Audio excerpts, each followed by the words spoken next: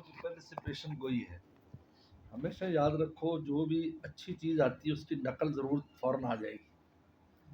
حضور صلی اللہ علیہ وسلم کی نقلیں آ گئی, جھوٹے نبی آ گئے, نقل آ گئی, اللہ تعالیٰ کی نقل آ گئی. فرعون نے کہا میں خدا ہوں. حضور صلی اللہ علیہ وسلم نے پہلے سے پیشن گوئی دے دی کہ جب اتنا اعلیٰ دین آئے گا تو اس کے ساتھ نقلیں بھی آئیں گی. اب تمہارا کام ہے, میں تمہیں پہچان دے رہا ہوں, ما انا علی و صحابی, جس پر میں اور میرے صحابہ ہیں. ابھی آپ نے پہچاننا ہے.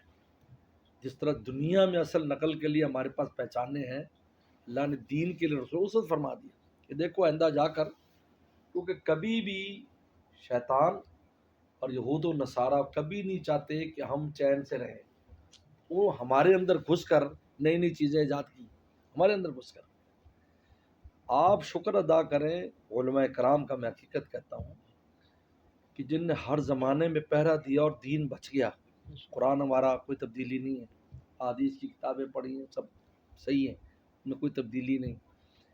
عیسائیوں کے اندر شامل ہوئے یہودی عیسائی بن کر دین کا حلیہ بگاڑ دیا. حالانکہ عیسیٰ صلی اللہ علیہ وسلم نہ سور کھاتے تھے نہ شراب پیتے تھے. انہیں یہاں سور اور شراب حلال لکھا ہوا ہے, انجیل میں لکھا ہوا ہے. یہ کس نے ڈالا ہے؟ یہ یہودیوں نے ڈالا. اس نے بھی سور کھاتے, وہ ان کو اس پر لگا دیا, شراب پہ لگا دیا. تو ما انا علی اصحابی وسلم نے فرمایا جس پر میں اور میرے صحابہ ہیں. لہٰذا ہمیں یہ پرکھنا ہو کہ بھئی یہ صحیح راستے پر, دیکھیں صحابہ کرام اور رسول اللہ کے راستے پر. بس اب میرا اور آپ کا کام ہے اس کسوٹی کو اختیار کریں. جس طرح ہم بڑے بوڑھوں پوچھتے جی اصلی شہد کی پہچان کیا ہے, اصلی گھی کی پہچان کیا ہے, ہم اس پر عمل کرتے ہیں.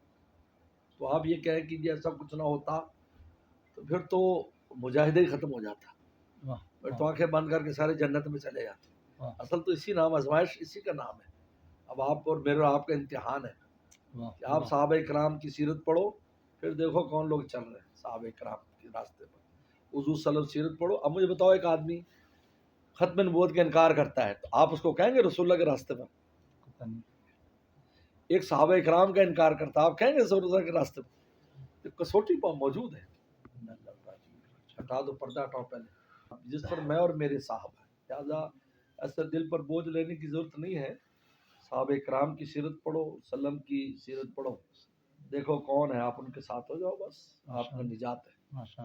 باقی یہ کہ تھوڑی بہت کمی بیشیاں تو ہر انسان میں ہوتی ہیں, اور انسان کمی کوتاہیاں کرتا. اللہ نے توبہ کا دروازہ اس لیے رکھا ہے کہ معافی مانگ لے اللہ سے اور توبہ کر لے.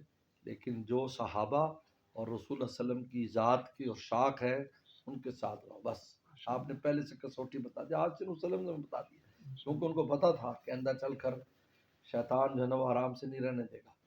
دین میں جو ہے نا وہ نئی نئی چیزیں ایجاد کرائے گا تاکہ لوگ گمراہ ہو نا. شیطان ہمیں آرام سے تھوڑی بیٹھنے دیتا ہے. سب سے بڑا دشمن ہمارا شیطان ہے, اور خاص کر مسلمانوں کا. وہ کسی نے کہا کہ جی مسلمانوں کو جنات چپڑتے ہیں, آئے دن آتی جی جن چپڑ کے. ہم نے انگریزوں کو نہیں دیکھا جی شکایت ہوتی ہو. تو ایک بڑے عالم نے کہا کہ ان کو تو ہر وقت چپٹے ہوئے, اگر ان کو ہوش آنے دیتے تو یہ ایمان نہ لے آتے. ہمیں تو کبھی کبھی چپڑتے ہیں, ان کو تو ہر وقت چپٹے, ان کو تو ہوش ہی نہیں. کہ حقیقت ہے. ہمیں حیرت ہوتی ہے ان کو دیکھ کر کہ بھائی یہ موٹی موٹی بات ان کو سمجھ میں نہیں آتی, یہ کیا کر رہے ہیں. اس لیے یہ ایسی بات وسلم نے پہلے سے پیشن گوئی دی, میری امت کے اندر ایسے ایسے فرقے آ جائیں گے. جب رسول اللہ نے پیشن گوئی دی ہے تو سچی ہونی ہے, اور کوئی بھی آپ کو آرام سے رہنے نہیں دے گا. اور نئی نئی چیزیں اس ڈیزائن کی لائے گا جو دین کہلائیں گی. جس طرح جھوٹے نبی آئے, ارے کر میں نبی, مسلم کذاب سلم کے زمانے میں, اسود عنسی سلم کے زمانے میں. تو اس لیے لیکن اصل چیز کیا ہے, ما انا علیہ السلام میں اور میرے صحابہ ہیں.